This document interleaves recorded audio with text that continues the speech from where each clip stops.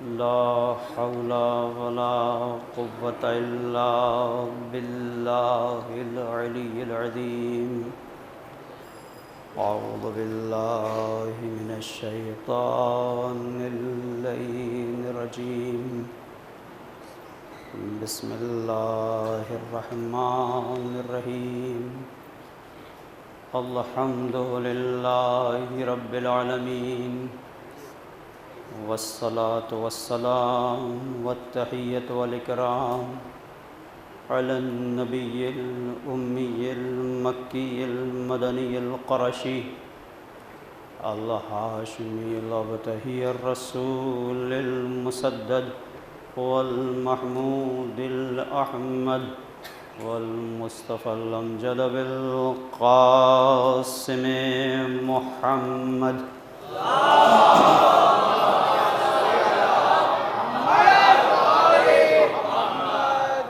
وعلى آله الطيبين الطاهرين المعصومين المظلومين، لا سيما بقية الله الأعظم في الأرضين، ولعنة الله على أعدائهم أجمعين من ليلنا هذا إلى قيام يوم الدين.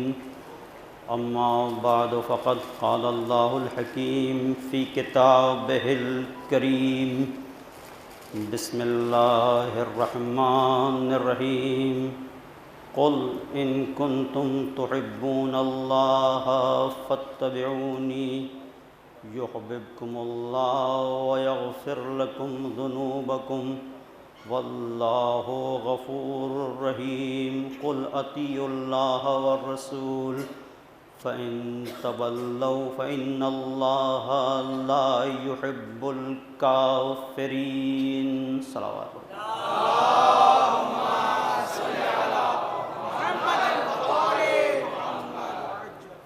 سورہ آل عمران کی 31 اور 32 نمبر کی آیت، 31 اور 32 نمبر کی آیت، ارشاد ہو رہا ہے میرے حبیب ان سے کہہ دیجئے اگر تم اللہ سے محبت رکھتے ہو تو صرف دعوی محبت کافی نہیں، تمہیں پیغمبر کی بات کو ماننا ہوگا. فاتبعونی، میرا اتباع کرو. اور اگر تم ایسا کرو گے تو پروردگار بھی تم سے محبت کرے گا. ایک منزل بندے کی محبت کی ہے اور ایک منزل خالق کی محبت کی ہے. پروردگار کب محبت کرے گا؟ قرآن کی آیت ہے، کوئی حدیث نہیں ہے، اور واضح طور پر قرآن بالکل 2-2-4 والی بات کر رہا ہے.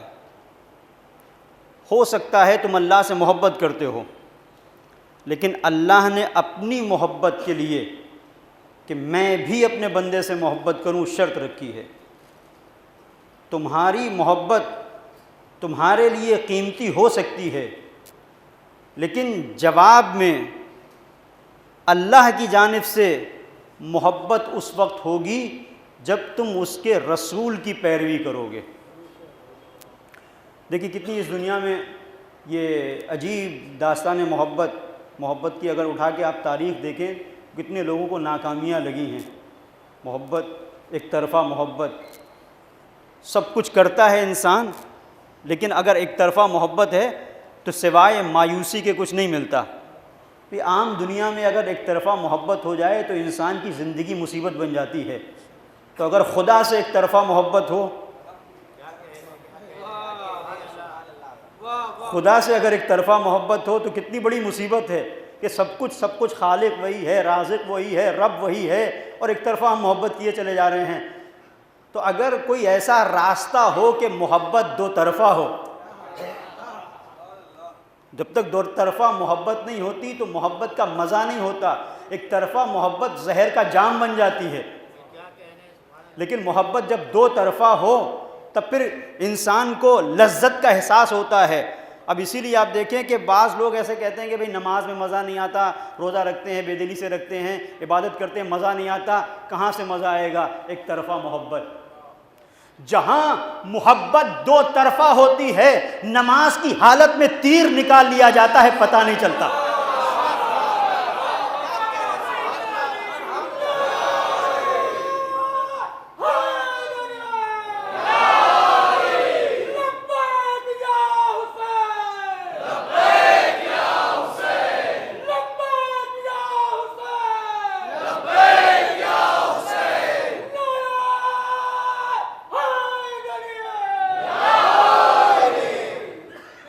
دو طرفہ محبت.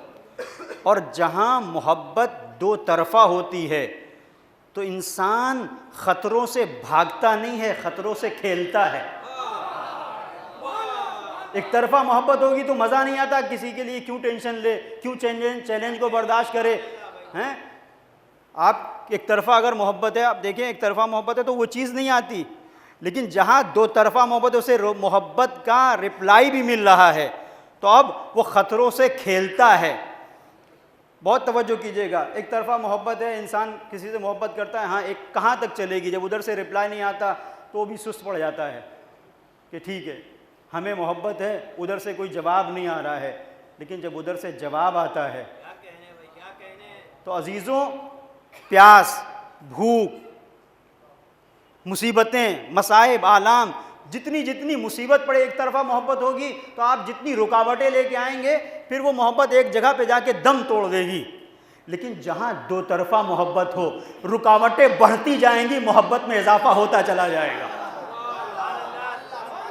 اب اس پوری کائنات میں مختلف ایسے لوگ ہوں گے، بہت سارے ایسے افراد ہوں گے جن کا دعویٰ ہوگا کہ ہمیں خدا سے محبت ہے اور محبت اس طرح سے ہے کہ ہمیں بھی محبت ہے اور خدا بھی ہم کو چاہتا ہے. دو طرفہ محبت ہر جگہ ہر زمانے میں لوگ تو ملیں گے، لیکن کہیں پر آپ کو ایسی کوئی قوم نہیں ملے گی کہ جہاں پر ایک ایسا معاشرہ ہو کہ جس معاشرے میں 100% کہا جائے کہ اس میں ہر ایک وہ ہے جو دو طرفہ محبت کا حامل ہے، سوائے کربلا کے، جہاں 72 میں 72 کے 72 چاہے بوڑھا ہو، چاہے جوان ہو، چاہے بچہ ہو، دو طرفہ محبت ہے. نتیجہ یہ ہے کہ تشنگی ہوگی، بھوک ہوگی، پیاس ہوگی، نیزے ہوں گے، تلواریں ہوں گی، لیکن نہیں، ہم محبت کی راہ میں بڑھتے رہیں گے، پیچھے نہیں ہٹیں گے.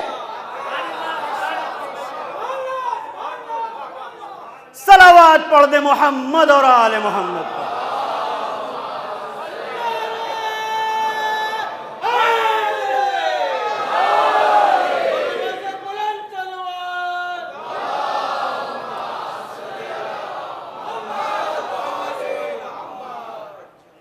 اور عجیب بات ہے عزیزو، یہ کیفیت آپ اس کو محسوس کریں کہ کربلا سن 61 ہجری کا واقعہ ہے، لیکن اس کا تسلسل آپ آج بھی دیکھ رہے ہیں. آج بھی جن لوگوں کے دلوں میں محبت حسین ہے تو انداز وہی ہے جو کربلا میں اصحاب حسینی کا تھا، کیونکہ انہی کے پیچھے چل رہے ہیں. اور آپ دیکھیں نتیجہ کیا ہے. کیا یہ کربلا کے اصحاب شہید ہونے سے ختم ہو گئے؟ ان کا ذکر مٹ گیا، ان کا تذکرہ نہیں ہے؟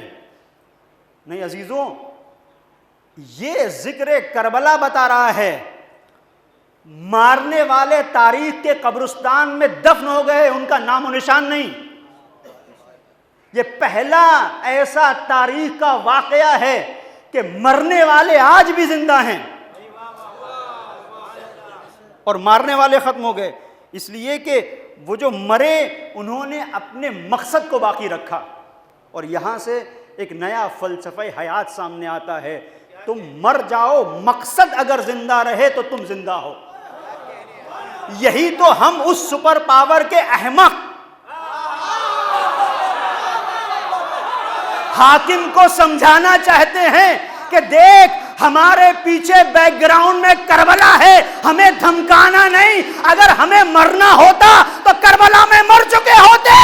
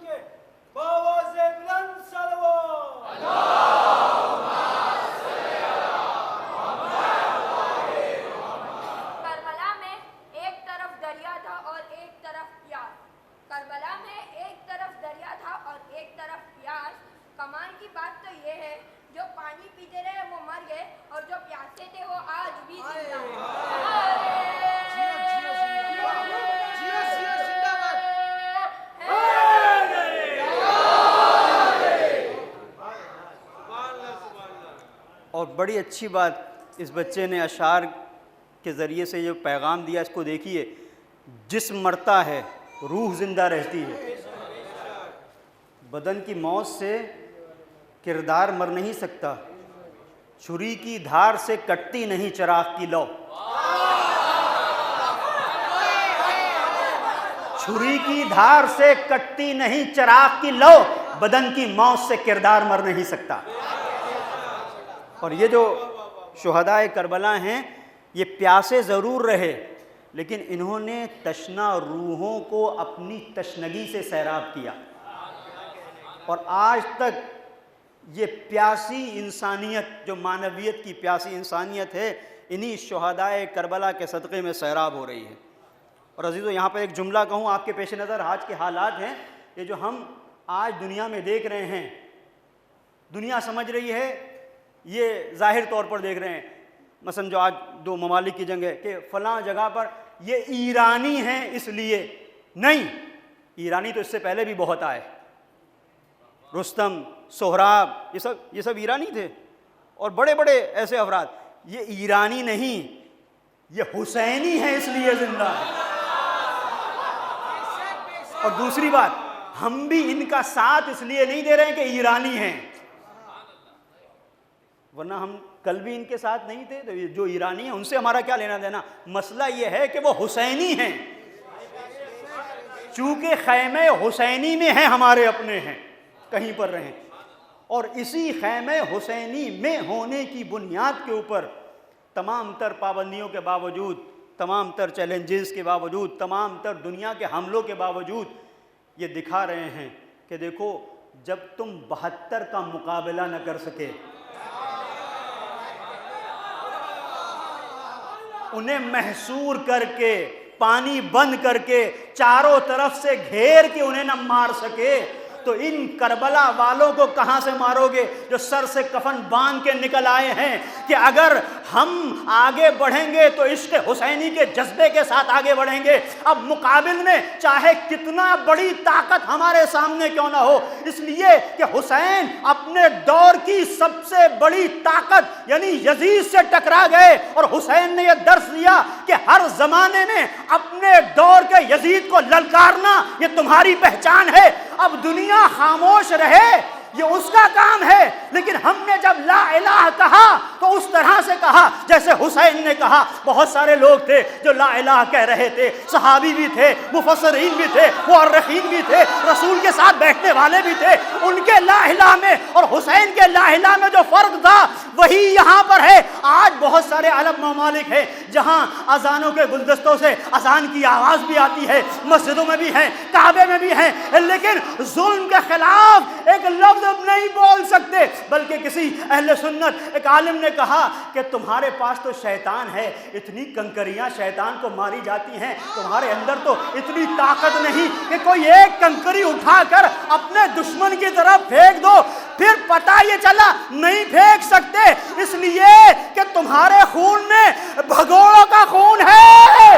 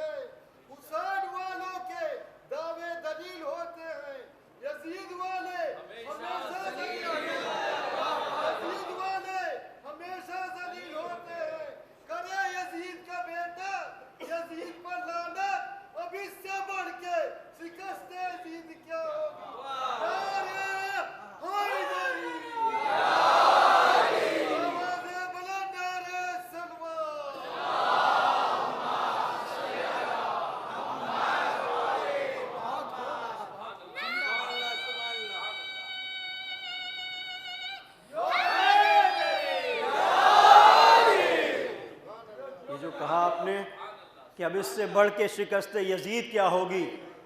یزید کی سب سے بڑی مشکل ہی یہی تھی کہ سوچ رہا تھا سر کاٹ لیا تو ہم جیت گئے، سر کاٹ لیا تو ہم جیت گئے، حسین کو اگر ہم نے پامال سم اسپا کر دیا تو ہم جیت گئے۔ تو یہ تو وقت ہے جو گزرے گا اور بتائے گا کون جیتا اور کون ہارا۔ جب سید سجاد سے کسی نے پوچھا تو پیش نظر ہے آپ کے کہ کون جیتا کون ہارا، تو مولا نے فوراً جواب نہیں دیا، فوراً جواب نہیں دیا، آنے دے وقت، اذان کا وقت ہوگا تو پھر پتہ چلے گا کون جیتا کون ہارا۔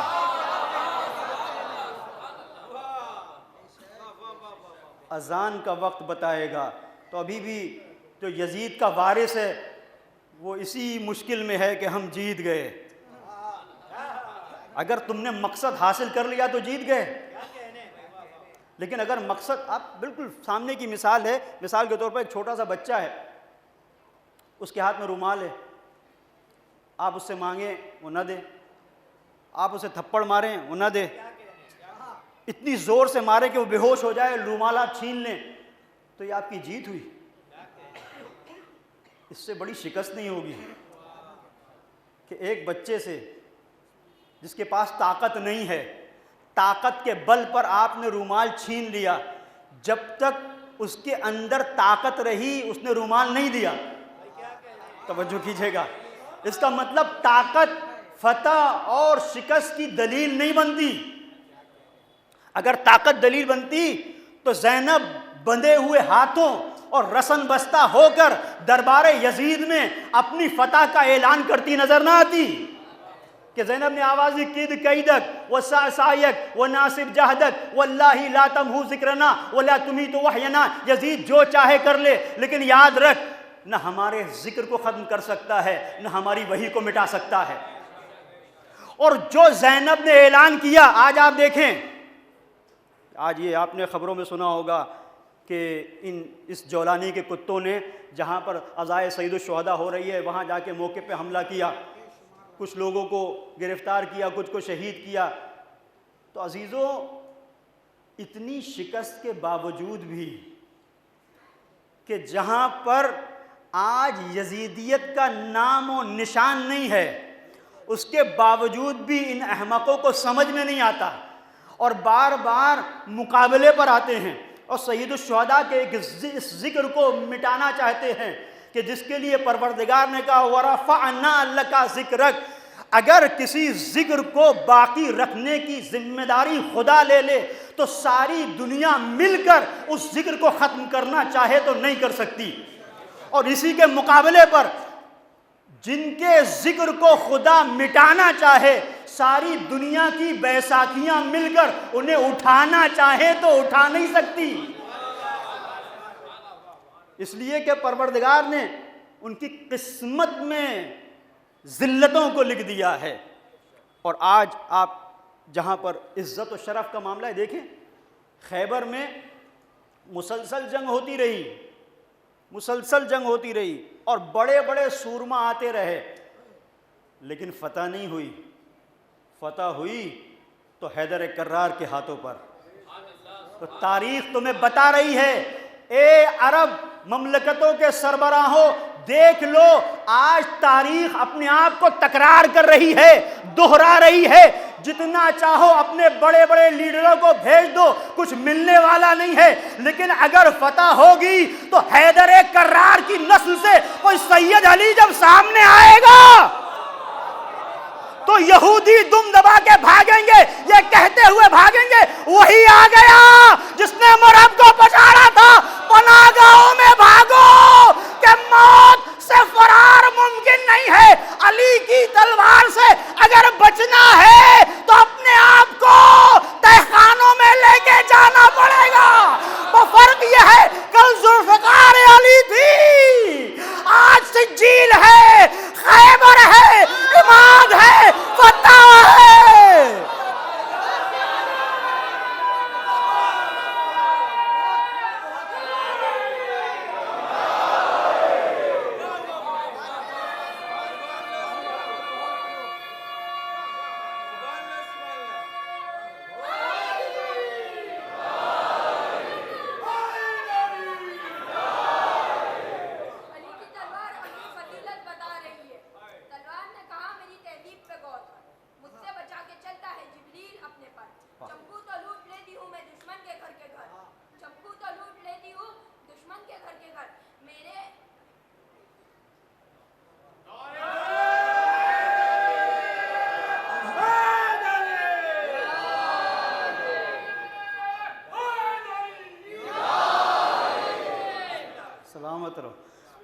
آج ہمارے سامنے ایک بار پھر ہے محبت حسین اور دفاع حق۔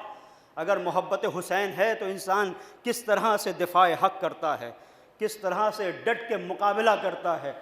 دشمن پریشان ہے اور عجیب منزل ہے عزیزوں، یہ آج ہمارے سامنے جو ماجرا ہے یہ حق و باطل کا ایک عظیم معرکہ ہے۔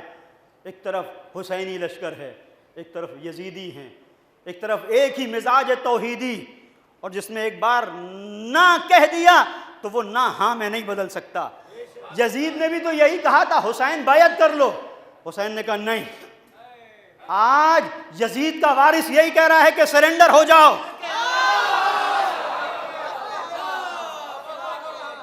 اور حسینی مزاج رکھنے والا کہہ رہا ہے کسی اور سے بات کرنا، ہمارے مزاج میں سرنڈر ہونا نہیں ہے۔ اور اس کا نتیجہ کیا ہے اسے آپ اگر دیکھیں، پوری توجہ کیجئے گا، یہ آج بعض جو دنیا میں فہم رکھنے والے، سمجھ رکھنے والے افراد ہیں، وہ اس حقیقت کو سمجھ رہے ہیں، لیکن عجیب بات ہے، حقیقت کو سمجھ بھی رہے ہیں اور ساتھ دینے کے لیے تیار نہیں، تو یہ اپنی تاریخ کا پتہ دے رہے ہیں۔ کل سب کو پتا تھا کہ اگر علی نہیں آئیں گے تو فتح نہیں ملے گی، لیکن علی سے جلن تھی، حسد تھا، دیکھ نہیں سکتے تھے علی کے ہاتھوں میں پرچم کو۔ آج یہی صورتحال ہے، علی والے کے ہاتھوں میں پرچم دیکھتے ہوئے انہیں ایک حسد کا، ورنہ اندر سے انہیں خود پتا ہے کہ یہی آگے بڑھ کے مارکے کو جیت سکتا ہے، اس لیے کہ انہی کی تربیت حسینیت کے سائے میں ہوئی ہے، محبت حسین کے سائے میں۔ اور یہ اب صرف ہماری بات نہیں ہے، اب یہاں سے بہت توجہ کیجیے گا، صرف ہماری بات نہیں ہے، غیر کہہ رہے ہیں۔ آپ نے دیکھا ہوگا مراکش کا ایک یوٹیوبر ہے، اس نے ایک کلپ نکالی، بہت غور کیجیے گا، بڑی عجیب منزل اس نے اس چیز کو بیان کیا، اور اس میں میرے پاس ہے، اگر کسی کو چاہیے میں اسے دے سکتا ہوں، بہت مشہور ہوئی تھی، بہت وائرل ہوئی تھی۔ اس نے بڑی اچھی بات کی، کہتا ہے کہ میرا تعلق مذہب اہل سنت سے ہے، پہلے کلیئر کر دیا، وہ اہل سنت بھائی مجھے بہت پسند ہیں جو حق کا ساتھ دینے میں شرماتے نہیں، وہ بہت عزیز ہیں۔ ٹھیک ہے آپ کا کوئی بھی مسئلہ ہو، لیکن کم سے کم اتنی جرأت تو ہے کہ حق کو حق کہہ سکیں۔ ان منافقوں سے تو بہت بہتر ہیں جو ہیں اندر سے منافق اور اہل سنت کی نقاب ڈال کے بیٹھ گئے ہیں، ان سے بہت بہتر ہیں یہ افراد۔ تو یہ ہمارے بھائی ہیں، ٹھیک ہے، معمولی سے اختلاف ہے، ہم ان کا احترام کرتے ہیں، اور کسی بھی طرح سے کوئی توہین یا ہم سوچ بھی نہیں سکتے، اس لیے کہ یہ لوگ اصحاب کو مانتے ہیں، اور اصحاب کی خصوصیت یہ تھی کہ سید الشہداء سے بہت محبت کرتے تھے، اور ہم تو اس کو صحابی مانتے ہی نہیں جو صحابی ہو اور دل میں محبت نہ رکھتا ہو، بلکہ ہم تو یہ کہتے ہیں وہ کیسا صحابی جس کے دل میں محبت حسین نہیں، وہ صحابی نہیں پاجی ہے۔ اگر صحابی ہوتا تو اس سے محبت، اور یہ بڑا عجیب مرحلہ ہے عزیزو، اس پہ غور کیجئے گا کہ صحابی اور اہل بیت کی اکثر بات ہو جاتی ہے، تو ایک جملہ کہہ کے نکل جاؤں، فرق بعض لوگ کہتے ہیں کہ بھئی کیا فرق ہے؟ فرق یہ ہے کہ صحابی وہ ہوتا ہے جو رسول سے محبت کرے، اور اہل بیت وہ ہیں جن سے رسول محبت کرتا ہے، جن کو رسول چاہے وہ اہل بیت ہیں، تو ہم ان کے راستے پر ہیں۔ تو وہ جو یوٹیوبر ہے اس نے ایک جگہ پر اس چیز کو بیان کیا، سب سے پہلے کہا کہ بھئی میں اہل سنت ہوں اور میرا تعلق مکتب شیعہ سے نہیں ہے۔ پھر اس نے دو طرح کے اسلام کو پیش کیا، کہتا ہے مسلمان دو طرح کے ہیں، نام لیا سید علی خامنئی۔ آج آبروئے تشیع، آبروئے اسلام، آبروئے انسانیت کو خامنئی کہتے ہیں، جو انسانیت کی آبرو کو بچائے اسے خامنئی کہتے ہیں۔ تو وہ یہ کہتا ہے کہ اسلام دو طرح کا ہے، کہتا ہے خامنئی بھی مسلمان ہیں، اور مصر کا جو سیسی ہے حاکم وہ بھی مسلمان ہے، مصر کا سیسی یہ بھی مسلمان ہے۔ پھر کہتے ہیں کہ بن سلمان سعودی عرب کا، یہ بھی مسلمان ہے۔ اور سید علی خامنئی یہ بھی مسلمان ہے۔ آگے بڑھتا ہے، کہتا ہے اردن کا شاہ حسین یہ بھی مسلمان ہے، عبداللہ، تو عبداللہ یہ مسلمان ہے، اور جارڈن کا، اردن یعنی جارڈن، تو جارڈن کا جو حاکم ہے شاہ عبداللہ یہ بھی مسلمان ہے، اور سید علی خامنئی بھی مسلمان۔ کہتا ہے کہ یہ دبئی کا جو خلیفہ ہے بن زائد حاکم یہ بھی مسلمان ہے، اور سید علی خامنئی بھی مسلمان ہے۔ توجہ کیجیے گا، یہ بھی مسلمان ہیں، یہ بھی مسلمان ہیں، یہ سب مسلمان ہیں۔ امارات کا جو حاکم ہے خلیفہ کہ یہ بھی مسلمان ہے، سید علی خامنئی بھی مسلمان ہے۔ اب کہتا ہے لیکن یہ جتنے مسلمان ہیں ان کو ہم دیکھتے ہیں یہ سب ایک جگہ ہیں، اور یہ جو ایک مسلمان ہے اس سے ظلم دیکھا نہیں جاتا۔ اب جو جملہ ہے وہ کہتا ہے یہ جتنے بھی ہیں، یہ سی سی پی سی، شاہ اردن، ملک عبداللہ، یہ بن سلمان، بی بی جتنے بھی ہیں یہ سب کو اکٹھا کرو، بہت توجہ کیجیے گا، سب کو اکٹھا کرو، ایک ترازو کو لو، ایک ترازو اتنی بڑی ہو جن میں سب کو تولا جا سکے، سب کو ایک پلے میں رکھو، بن سلمان کو، سی سی کو، شاہ اردن کو، مصر کے حاکم کو، دبئی کے حاکم کو، امارات کے حاکم کو، سب کو ایک پلے میں رکھو، اور دوسرے پلے میں سید علی کو نہیں، سید علی خامنئی کی جوتیوں کو رکھو۔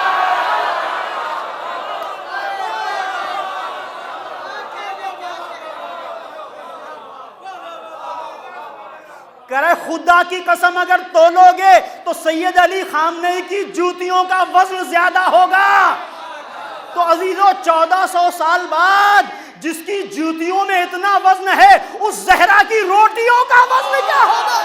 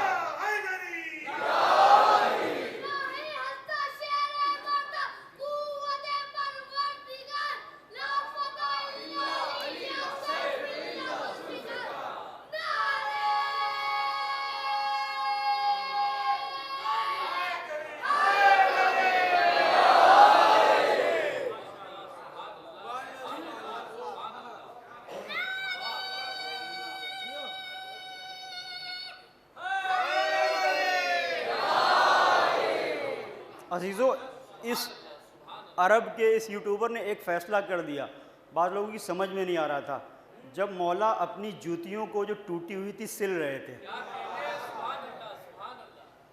ٹوٹی ہوئی جوتیاں سل رہے تھے، تو کسی نے کہا مولا یہ کیا، یہ ٹوٹی ہوئی جوتیاں ہیں، کیا انہیں آپ سی رہے ہیں، اپنے ہاتھوں سے سی رہے ہیں، نہیں لے لیں۔ پوچھا قمبر کا نام آتا ہے، قمبر اس جوتیوں کی قیمت کیا ہے تمہیں پتہ ہے؟ کہ مولا کیا، اس کی کوئی قیمت نہیں ہوگی، کون اسے خریدے گا؟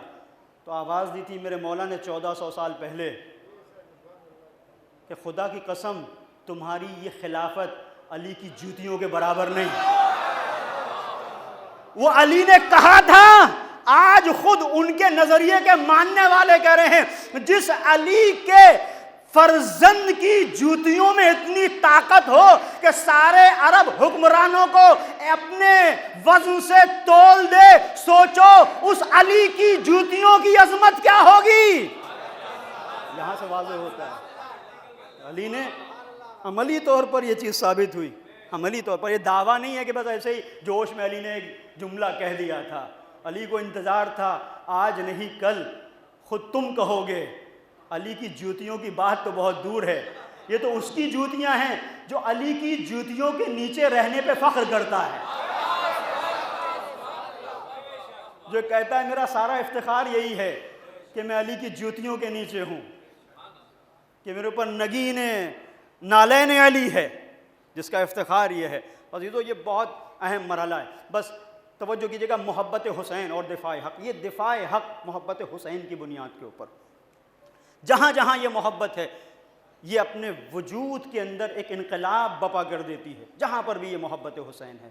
اور پھر اس کا کمال یہ ہے کہ دو طرفہ محبت، ابتدا سے میں نے عرض کیا یہ دو طرفہ محبت، کہ جہاں پر عشق، جہاں پر ایک لگن، جب دو طرفہ محبت ہوتی ہے تو انسان کو قربانی دینے میں مزہ آتا ہے. ایک طرفہ محبت پہ انسان قربانی نہیں دیتا، دکھاوے کے لیے ہو سکتا ہے دکھاوا کرے، قربانی نہیں دے گا. ایسے بہت سارے لوگ تھے جو دکھاوا تو بہت کر رہے تھے کہ ہم رسول کے ساتھ ہیں، لیکن حقیقت میں قربانی دینے والی جو ذات تھی، جتنے بھی آپ تلاش کریں، یا ذات علی ابن ابی طالب یا علی کی آغوش کے پروردہ نسل زہرا، اسی نے قربانی دی ہے، نسل ابی طالب انہی نے قربانی دی ہے. اور عجیب، یہ دنیا کا عجیب فلسفہ ہے کہ آپ تاریخ قربانیوں کی اٹھا کے دیکھیں، جس نے جتنی زیادہ قربانیاں دی ہیں اسی کو مسلمانوں نے نشانہ بنایا. سب سے زیادہ قربانی دینے والی ذات اسلام کے لیے نام ہے ابو طالب. مسلمانوں نے کہا کافر اس ابو طالب کو کہ جس نے قربانیاں دی. آج بھی اسلام کے لیے، قبلہ اول کے لیے سب سے زیادہ قربانی دینے والی قوم کا نام ہے شیعہ. مسلمان کہتے ہیں کافر. بعض لوگ اس پر کہتے ہیں کہ یہ کیسا معاملہ ہے، ہم کہتے ہیں کہ اس پہ خوش ہونا چاہیے. 1400 سال بعد صحیح، دنیا سمجھی تو ہمارا اور ابو طالب کا مذہب ایک ہے.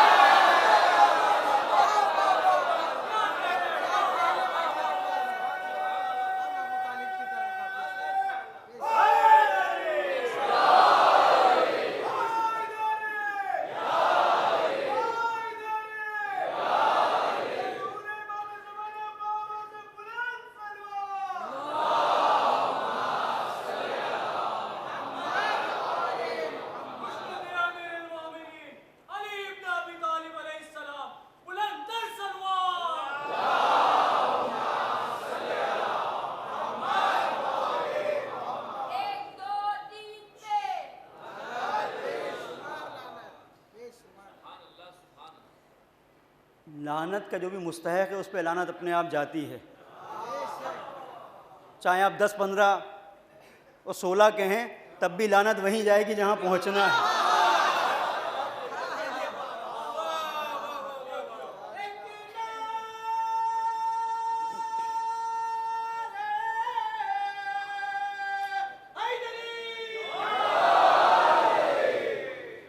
آپ کے اسی شہر میں ایک زمانے میں ایک خطیب آیا کرتے تھے، مرحوم علامہ خطیب اعظم غلام عسکری تابہ، جنہوں نے ایک عرصے تک خواجہ مسجد میں بھی اشرا پڑھا اور ایک عرصے تک شاہ خراسان میں بھی، اور بڑا ان کا عجیب انداز تھا.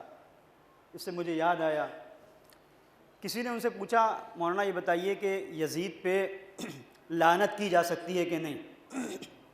ہیں بہت سارے لوگ، یزید پہ لعنت کی جا سکتی ہے کہ نہیں؟ بہت خوبصورت جواب دیا تھا، میں وہ آپ کے حوالے کر رہا ہوں. انہوں نے کہا تھا مجھے یہ بتاؤ وہ کون سی لعنت اور وہ کون سی گالی ہے جو اس لفظ یزید کے اندر نہیں پائی جاتی؟ سب سے بڑی گالی اور سب سے بڑی لعنت تو خود یزید کا نام ہے. انہوں نے اس انداز سے اسے پیش کیا. صلوات پڑھیں محمد اور آل محمد.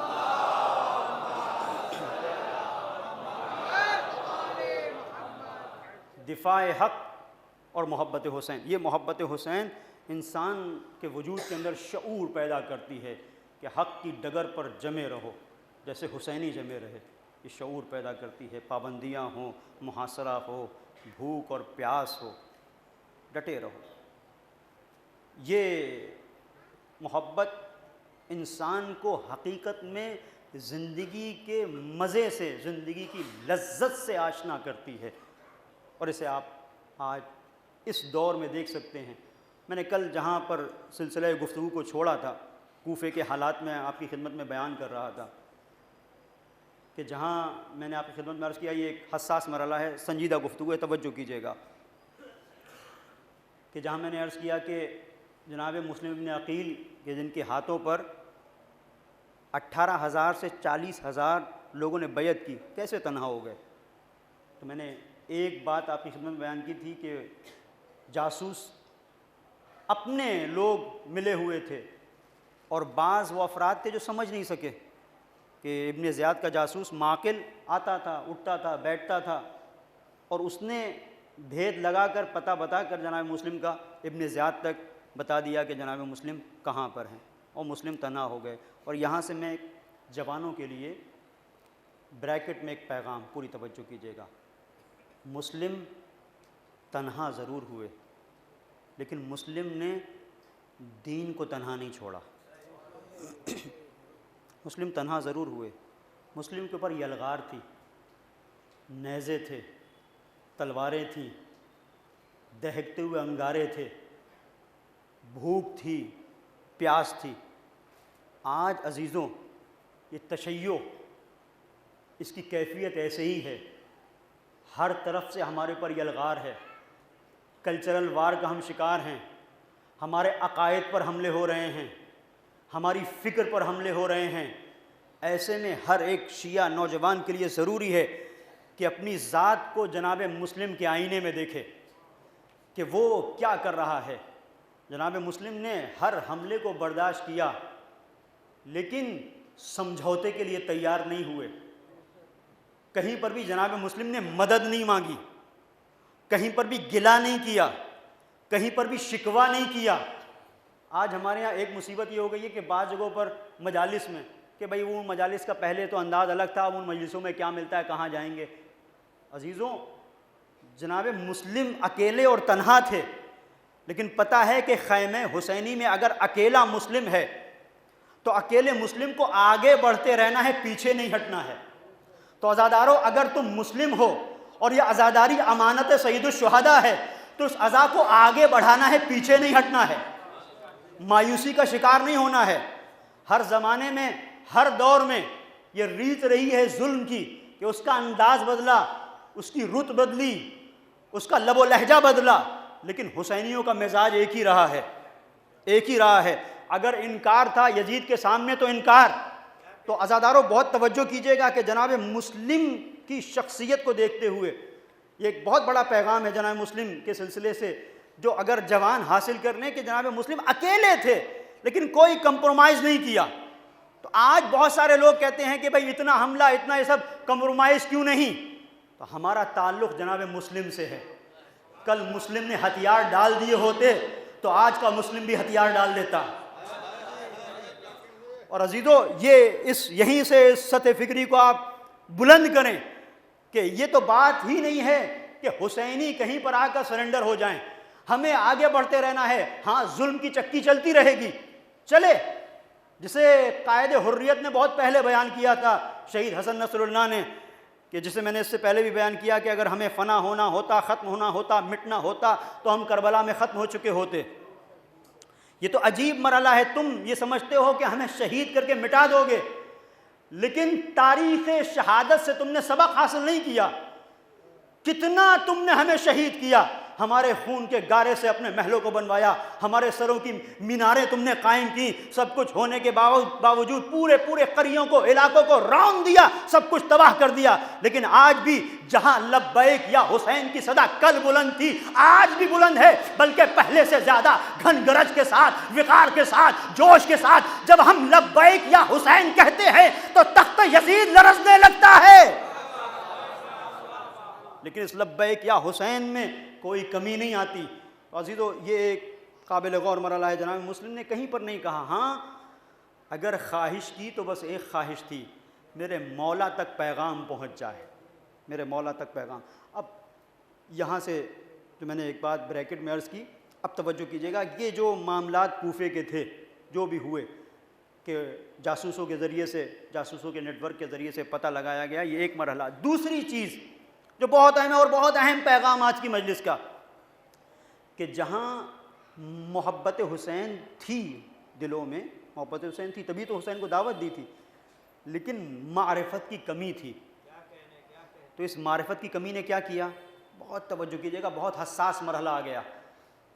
اس معرفت کی کمی نے کیا کیا؟ علامہ محمد تقی جعفری رحمۃ اللہ تعالی علیہ بہت خوبصورت اور بڑا حساس جملہ انہوں نے کہا ہے کس معرفت کی کمی نے یہ کیا کہ دل میں جذبہ حسین کی محبت کا تھا، حسین کا انتظار کر رہے تھے، ابن زیاد کی مکاریوں کو سمجھ نہیں سکے۔ اس کی دلیل، جب ابن زیاد کوفے میں داخل ہوا تو اپنے اہل و عیال کے ساتھ آیا، اکیلا نہیں آیا، اکیلا بھی آ سکتا تھا، لیکن اس نے پہلے سے حساب کتاب بنا کے رکھا تھا کہ اس طرح سے جاؤں کہ لوگ سمجھیں کہ حسین آ رہے ہیں۔ عزیزو، گزارش ہے چونکہ بارش ہو رہی ہے، تھوڑا تھوڑا آپ لوگ آگے آ جائیں تو جو باہر لوگ ہیں ان کو آنے میں مشکل نہ ہو۔ ایک صلوات پڑھیں محمد و آل محمد کا۔ ادھر جگہ ہے۔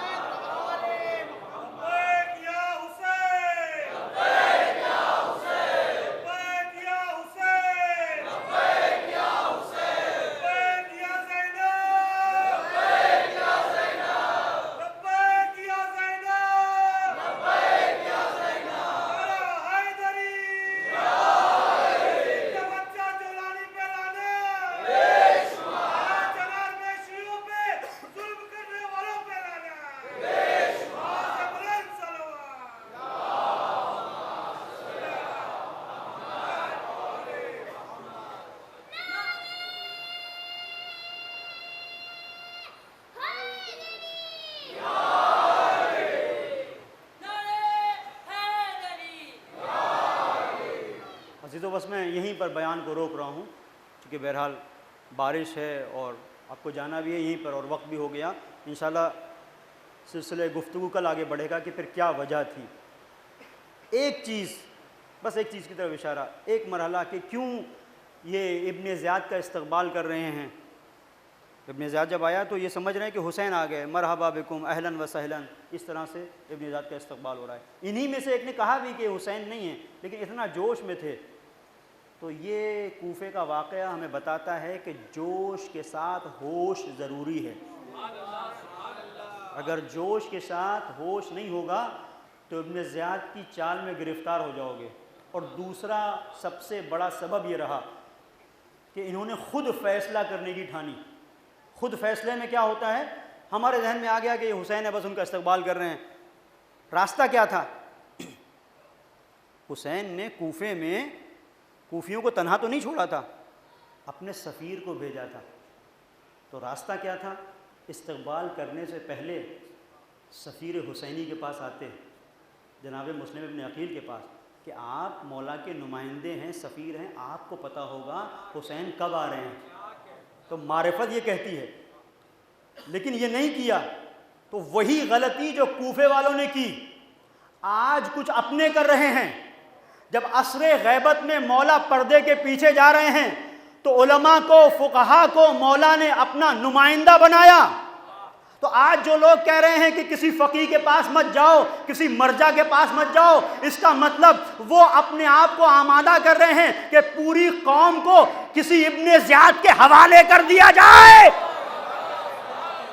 کہ جب تک یہ امام کا نمائندہ رہے گا یہ ابن زیاد کی چالوں کو برباد کر دے گا، مکمل نہیں ہونے دے گا، اس کے سیناریو کو باطل کر دے گا۔ لہٰذا ایک ایک تشیع سے جو بھی متعلق ہے ہر ایک کی ذمہ داری ہے، اگر کوئی مرجع کی توہین کرتا ہے، اگر کسی فقیہ کی توہین ہوتی ہے تو سمجھ لو یا وہ ابن زیاد کا جاسوس ہے یا اس کا کام کر رہا ہے۔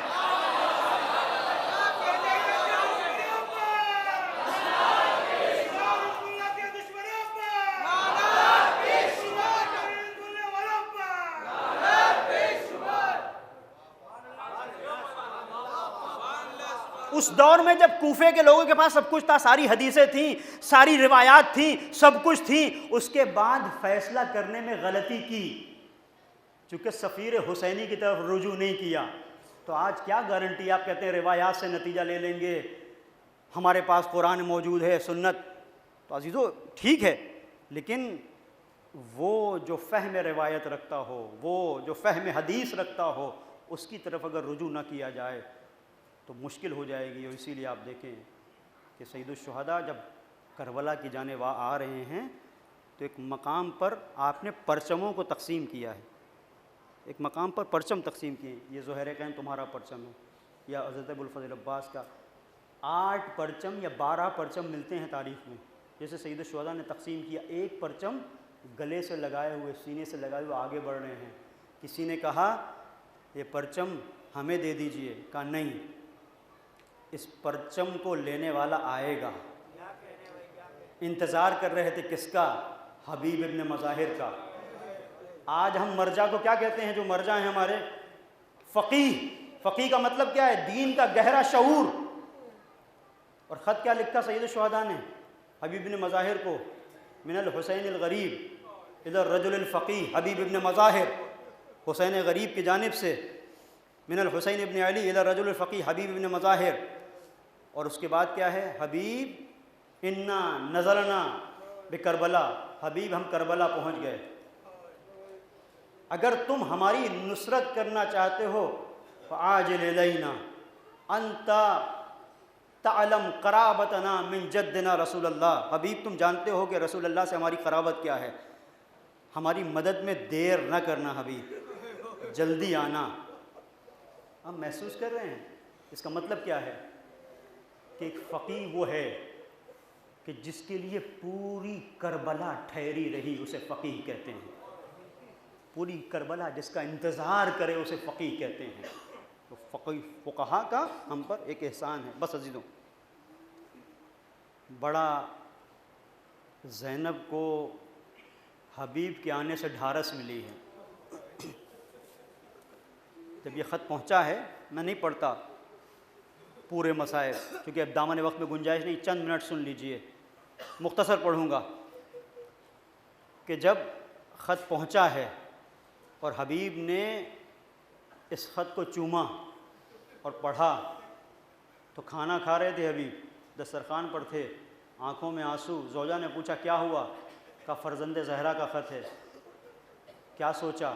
کہا مدد کے لیے بلایا ہے، پکارا ہے۔ پھر کیا فیصلہ کیا؟ کہا جانا تو چاہتا ہوں لیکن تیرا خیال آ جاتا ہے، تیرا کیا ہوگا؟ کتنی بامعرفت زوجہ تھی۔ حبیب میں خاک پھانک کے زندہ رہوں گی، تمہارا مولا تمہیں بلا رہا ہے، جاؤ۔ اور عزیزو حبیب جب پہنچے ہیں، جب کربلا میں زمین کربلا پر حبیب پہنچے ہیں، گھوڑوں کے ٹپوں کی آواز آئی ہے تو ایک مرتبہ ایک آواز گونجی شہزادی کی، فضا دیکھ کون آیا ہے۔ ادھر حسین کی آواز، عباس میرا مہمان آ گیا، علی اکبر میرا مہمان آ گیا۔ قاسم دوڑے، علی اکبر دوڑے، اور فضا عجیب انداز ہوگا فضا کا، تڑپ کے آواز، شہزادی مبارک ہو، حبیب آئے ہیں، حبیب آئے ہیں۔ ایک مرتبہ کہا فضا جا کر حبیب کو میرا سلام کہنا، حبیب کو میرا سلام کہنا۔ اب میں نے مقتل میں نہیں دیکھا لیکن علامہ جوادی نے لکھا کہ جیسے ہی فضا نے آ کے سلام شہزادی پہنچایا ہے حبیب کو، حبیب نے اپنے آپ کو گھوڑے سے گرا دیا، زمین کربلا پر خاک کربلا کو لیا، اپنے سر پر رکھتے جاتے ہیں۔ ہائے ایسا وقت آ گیا اہل بیت کے گھرانے پہ کہ غلاموں کو شہزادیاں سلام گئے۔ جزاکم ربکم خیر الجزا۔ خدا کسی غم میں نہ رلائے سوائے غم حسین۔ یہ حبیب ابن مظاہر دل زینب کی ڈھارس بن گئے، حبیب دل زینب کی ڈھارس بن گئے۔ اور صرف یہ ایک منزل نہیں، ایک اور آؤ شب عاشور۔ شب عاشور جب ایک بھائی اپنے بہن کے ساتھ گفتگو کر رہا ہے اور بہن اپنے بھائی سے کچھ کہہ رہی ہے، بھیا تم نے اپنے جانثاروں کو آزما تو لیا ہے بھیا، اپنے اصحاب کا چونکہ زینب نے دیکھا ہے نانا کا جنازہ کس طرح سے رہا، اماں کا جنازہ تاریکی میں اٹھا، بابا کا جنازہ کیسے، اور بھیا حسن کے جنازے پہ تیروں کی بارش۔ تو زینب بہن ہے، ایک دھڑکا لگا ہوا ہے، بھیا کہیں تنہا تو نہیں چھوڑ دیں گے۔ نافع تاریخ میں ملتا ہے، نافع بن ہلال گزر رہے تھے، کانوں میں آواز، بھیا اپنے اصحاب کو آزما تو لیا ہے۔ اب نافع ایسا لگا کہ جیسے کسی نے پیروں میں زنجیر ڈال دی، سوچ رہے ہیں کیا کریں، کدھر گئے؟ حبیب ابن مظاہر کے خیمے میں۔ اور ایک مرتبہ باہر جا کے کھڑے ہوئے، تاریخ نے نہیں لکھا لیکن میرا دل کہتا ہے آنکھوں سے آنسو جاری ہوں گے، ہاتھ پیر کانپ رہے ہوں گے، اے حبیب غضب ہو گیا، کیا ہوا؟ شہزادی کو ہماری وفا کا یقین نہیں ہے۔ عزیزو، عجیب خوبصورت منظر کربلا نے نقل کیا۔ ایک مرتبہ حبیب نکلے، اصحاب حسینی کے خیمے میں آئے، برائر نکلو، مسلم ابن اوسجا نکلو، ابو سمامہ سیداوی اسدی باہر آؤ، سعید باہر آؤ، اب یہ بیٹھے رہنے کا وقت نہیں ہے، جان باہر آؤ۔ سب کو لیا، کہنا کیا چاہتے ہیں؟ آئے جناب زینب کبریٰ کے خیمے کے سامنے، ایک مرتبہ شہزادی کو بلایا، حبیب کچھ کہنا چاہتے ہیں، سارے انصار کو ایک ساتھ کھڑا کر دیا، ایک ساتھ کھڑے ہوئے ہیں۔ زینب کیا کہنا چاہتے ہو حبیب؟ اے شہزادی بھئی یہ حبیب آیا ہے، اور ایک مرتبہ اشارہ کیا، جیسے ہی میں کہوں اے اصحاب باوفائے حسینی اپنی تلواروں کو اپنی گردن پر رکھ لینا، ایک مرتبہ اشارہ ہوا، تلواریں گردنوں پہ آ گئی، ہاتھوں کو جوڑا، اے شہزادی سنا ہے ہماری وفا پہ اعتبار نہیں، ایک اشارہ کرے یا گردنیں کٹ کے سراب کے قدموں میں آ جائے۔